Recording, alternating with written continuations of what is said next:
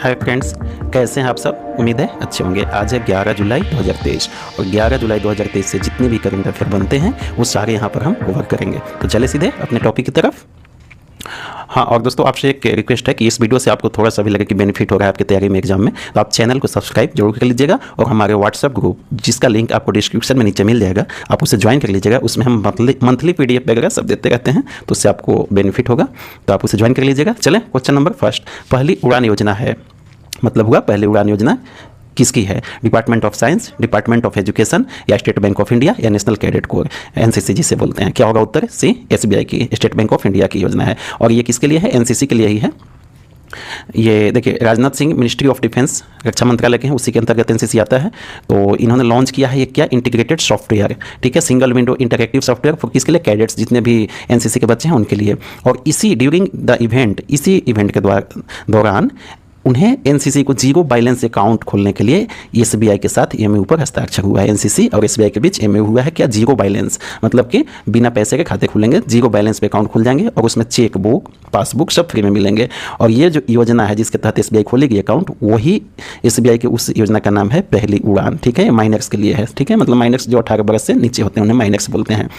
तो 18 वर्ष से नीचे के बच्चों के लिए है, जिसमें चेकबुक पासबुक दोनों दिया जाएगा, और ये NCC के बच्चे के लिए सिर्फ है, ठीक है। तो ये पहली उड़ान योजना के तहत NCC के बच्चे को जीरो बैलेंस पे अकाउंट खुलेंगे, ठीक है, जिसमें उन्हें जितने स्टाइपेंड वगैरह NCC के द्वारा दिए जाएंगे वो सभी मिलेंगे उस अकाउंट में, ठीक है। चलिए क्वेश्चन नंबर 2। हाल ही में मिनिस्ट्री ऑफ एजुकेशन के द्वारा जारी PGI 2.0 में किस राज्य ने पराचेष्टा श्रेणी में अपनी जगह बनाई है? मिनिस्ट्री ऑफ एजुकेशन, शिक्षा मंत्रालय द्वारा। अच्छा, पहले मिनिस्ट्री ऑफ एजुकेशन को क्या HRD, ह्यूमन रिसोर्स डेवलपमेंट मंत्रालय बोला जाता था, मिनिस्ट्री ऑफ HRD, ठीक है। फिर बाद में इसके मिनिस्ट्री ऑफ एजुकेशन किया गया। हालांकि मिनिस्ट्री ऑफ HRD के पहले भी इसे मिनिस्ट्री ऑफ एजुकेशन ही बोला जाता था, बाद में HRD किया गया और फिर मिनिस्ट्री ऑफ एजुकेशन कर दिया गया। तो ये आप जानकारी रखेंगे।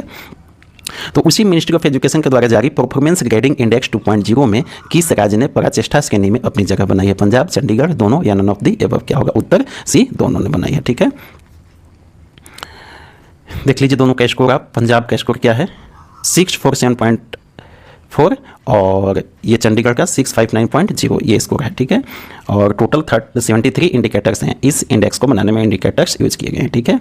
चलें क्वेश्चन नंबर 3। हाल ही में भारत निर्वाचन आयोग ने किस देश के साथ निर्वाचन प्रबंधन तथा प्रशासन में सहयोग हेतु MOU पर हस्ताक्षर किया है? Brazil, Chile, Mexico, Panama?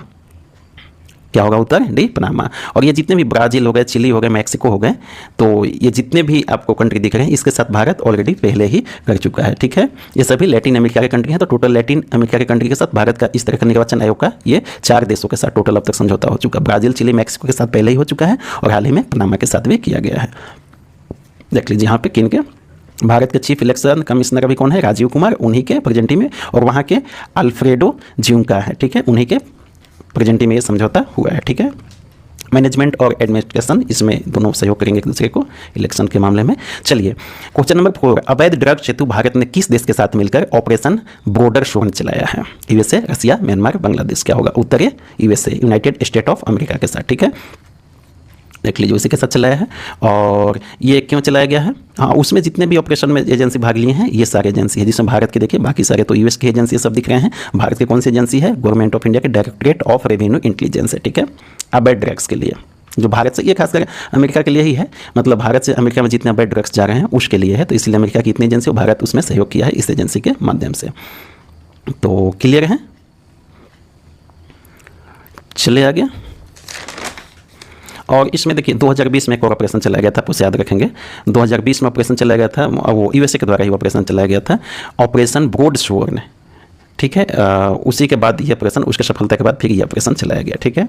चलें क्वेश्चन नंबर 5। हाल ही में जेम पोर्टल, जेम क्या है? गवर्नमेंट ई मार्केट प्लेस, मतलब कि ऑनलाइन मार्केटिंग है। जेम पोर्टल ये भारत सरकार ने शुरू किया था कब? 2016 में। ये किसके लिए शुरू किया है? जितने भी PSUs हैं या जितने भी भारत सरकार के डिपार्टमेंट हैं सरकारी विभाग के, और वो अपने यहाँ जो ऑफिस वगैरह में सामान की खरीदारी होती है तो इसी पोर्टल से सामान की खरीदारी करेंगे तो पारदर्शिता आएगी, ठीक है। पहले मार्केट से खरीदारी करते थे और लोग बिल ज़्यादा लगाते थे तो करप्शन होता था, उसे रोकने के लिए ही सरकारी ऑफिस वगैरह में, राज्यों में भी अभी लागू हो रहे हैं, राज्य सरकार के ऑफिस में भी और POCs वगैरह में भी। तो किस कंपनी ने इसी जेम पोर्टल से सबसे ज़्यादा खरीदारी की? उसके लिए राइजिंग स्टार अवार्ड मिला है। किसे? CIL, CCL, NCL या BCCL? क्या होगा उत्तर?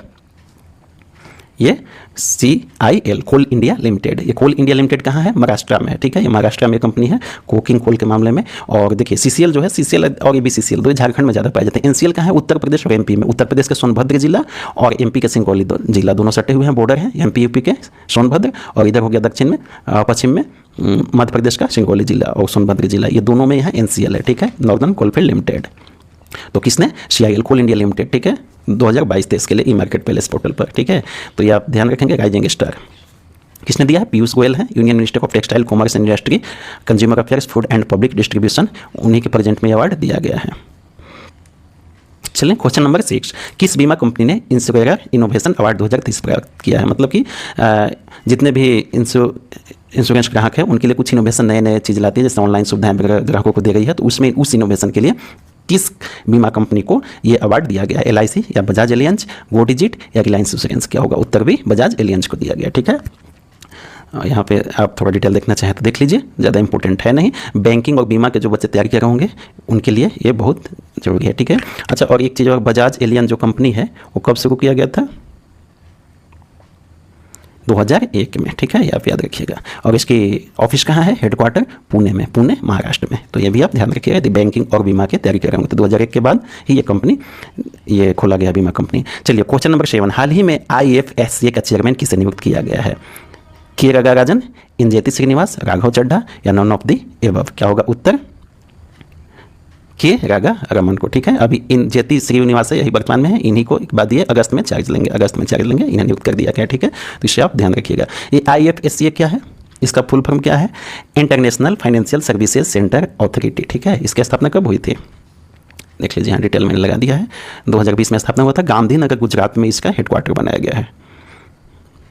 चलें क्वेश्चन नंबर 8, हाल ही में किस देश में स्पेस एक्स ने अपना स्टारलिंक सैटेलाइट से हाई स्पीड इंटरनेट पहुंचाने के लिए समझौता किया है? ए जापान, दक्षिण कोरिया, मंगोलिया, अफगानिस्तान? उत्तर सी क्या है? मंगोलिया। देखिए, ये स्पेस एक्स का जो स्टारलिंक है इसमें लगभग 3500 से अधिक सैटेलाइट रहेंगे। ये अपना एक सीरीज बना रहा है सैटेलाइट का, 3500 से अधिक सैटेलाइट ये स्पेस एक्स छोड़ेगा। स्पेस एक्स कंपनी का मालिक कौन है? Elon Musk. इन्हीं ने ही ट्विटर को भी पिछले साल अधिग्रहण कर लिया, ठीक है। और ट्विटर जैसा ही सेम एक फेसबुक के मार्क जुकरबर्ग जल्दी में ही इसी सप्ताह लॉन्च किए हैं उसी टाइप का एक एप्लीकेशन, क्या नाम है उसका?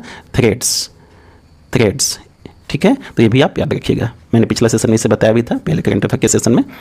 तो स्टारलिंक सैटेलाइट से हाई स्पीड इंटरनेट पहुंचाने के लिए किसके साथ समझौता किया है? मंगोलिया के साथ। देखिए, इसका लक्ष्य है इस स्टारलिंक के माध्यम से कि जितने भी रिमोट एरिया है, रिमोट मतलब कि जहां भी इंटरनेट वगैरह नहीं पहुंचे हैं, उस क्षेत्र में सैटेलाइट के माध्यम से इंटरनेट, सस्ती इंटरनेट उपलब्ध कराएगा, इनका टारगेट ही है, ठीक है। तो जापान तो विकसित देश है, वहाँ ऐसा है नहीं। दक्षिण कोरिया ऑलरेडी 5G 6G पे शिफ्ट हो चुका है, 6G में चल रहा है, तो वहाँ जरूरत है नहीं। जाहिर सी बात है कि दो ऑप्शन ऐसे भी आप काट सकते थे एग्जाम में, इस तरह से भी आपको स्मार्ट रीडिंग करना होता है। अगर आप डायरेक्ट नहीं जानते हैं तो ऑप्शन काटना, देखिए जापान को उस आधार पर आप काट देंगे। अगर आपको ये पता रहेगा, देखिए एग्जाम के लिए थोड़ा सा बीच बीच में आप जानते रहिए कैसे एग्जाम में टिक लगाए जाते हैं जो क्वेश्चन नहीं बनते हैं। आपने कहीं पढ़ा है, मान लीजिए कि स्टारलिंक सैटेलाइट के माध्यम से स्पेस एक्स कंपनी का टारगेट क्या है? रिमोट एरिया में, मतलब जहां अभी जिस देश में उतना विकसित इंटरनेट नहीं है, रिमोट एरिया में इंटरनेट पहुंचाने का टारगेट है, ये आप जान रहे हैं। और ये भी आप जान रहे हैं कि जापान कितना विकसित देश है, तो वहाँ पॉसिबल नहीं है। दक्षिण कोरिया ऑलरेडी 6G में चल गया है, वहाँ 6G लॉन्च हो चुका है, तो वहाँ भी नहीं है। अफगानिस्तान, हाँ ये रिमोट एरिया है, तो अफगानिस्तान और मंगोलिया दो में आपको कन्फ्यूजन होगा, लेकिन ठीक है, फिर भी आपने 50% तो छांट दिया। अब जो भी 50% है तो एक टिक मार दीजिए जो आपको लगे उसके हिसाब से, तो आपका 50% तो चांस बढ़ गया ना सही होने का, ठीक है। इसी तरह से एग्जाम में भी कुछ अपना स्मार्ट टेक्निक अपनाया जाता है, सिर्फ पढ़ के संभव नहीं है एग्जाम निकालना आज के समय में, ठीक है। तो इस तरह से भी आप कुछ देखते चलिए। अच्छा, एक चीज़ और है कि ये जो समझौता हुआ है दोनों कंट्री के बीच में, तो इसका बैकग्राउंड क्या है? समझौता का डायरेक्ट नहीं हुआ है, एक कोलैबोरेशन हुआ था दोनों के बीच में, between government of Mongolia and SpaceX company के बीच में, ठीक है। फॉर्मली कब हुआ था? ये फरवरी 2023 में मोबाइल वर्ल्ड कांग्रेस हुआ था। मोबाइल वर्ल्ड कांग्रेस एक हुआ था, कहाँ? बार्सिलोना, स्पेन में, ठीक है। स्पेन की राजधानी कहाँ है? मैड्रिड, ठीक है। तो स्पेन में हुआ था, वहीं पर दोनों मिले थे, दक्षिण मंगोलिया के जो हैं सरकार के जो भी वहाँ प्रतिनिधि गए होंगे और ये SpaceX के, इन दोनों के बीच में वहीं पर फॉर्मली ये बातें हो गई थी, ठीक है। और फिलहाल उस पर अब दोनों सहमत होकर साइन हो गया है MOU पर, ठीक है। तो ध्यान रखिए। क्वेश्चन नंबर 9, कनाडा ओपन 2023 में भारतीय बैडमिंटन खिलाड़ी लक्ष्य सेन ने किस देश के प्लेयर को हराकर मेन सिंगल फाइनल का खिताब जीता? लक्ष्य सेन भारतीय खिलाड़ी हैं बैडमिंटन के, और किस देश के खिलाड़ी को हराए हैं ये आपको बताना है। ऑस्ट्रेलिया, स्पेन, चीन, जापान? क्या होगा उत्तर? चीन के खिलाड़ी को हराए हैं, ठीक है। देख लीजिए यहाँ पे 4 से 9 जुलाई के बीच में कनाडा में हुआ था, ठीक है। और ये जो करवाया था BWF बैडमिंटन वर्ल्ड फेडरेशन, ठीक है। तो उसके प्रेसिडेंट अभी कौन है? Paul Erik Hoyer Larsen. Headquarter कहाँ है? कुआलालंपुर, मलेशिया में। मलेशिया की राजधानी भी कुआलालंपुर ही है, ठीक है। इसकी स्थापना कब हुई थी BWF की? 1934 में। तो ये आप याद रखिएगा। और महिला ओपन्स में आप कौन जीती है? महिला ओपन्स में यही जापान की महिला जीती है, ठीक है। भारत के PV सिंधु को हराकर जापान की महिला ओपन सिंगल खिताब जीती है महिला, ठीक है, खिलाड़ी। तो ये भी आप ध्यान रखिए। नेशनल फिश फार्मर्स डे कब मनाया गया? 8 जुलाई, 9 जुलाई, 10 जुलाई, 11 जुलाई। उत्तर क्या है? 10 जुलाई को मनाया गया, ठीक है। 10 जुलाई को ही मनाया गया। और ये 10 जुलाई को एक और नेशनल फिशरी डेवलपमेंट बोर्ड की स्थापना हुआ था, उसका भी 7वां ये उसी दिन मनाया गया है। दोनों चीज़ है, तो आप ध्यान रखिएगा। बस इतना याद रखिएगा। Farmers day, national fish farmers day कब मनाया गया? 10 जुलाई को मनाया जाता है। तो आप ध्यान रखिएगा और ज़्यादा कुछ इसमें डिटेल जानने की जरूरी नहीं है। तो चलिए दोस्तों, थैंक यू। आपने सेशन को एंजॉय किया, इसके लिए बहुत बहुत धन्यवाद। चैनल को सब्सक्राइब जरूर कर लीजिएगा और हमारे व्हाट्सएप ग्रुप को ज्वाइन कर लीजिएगा। Thank you very much.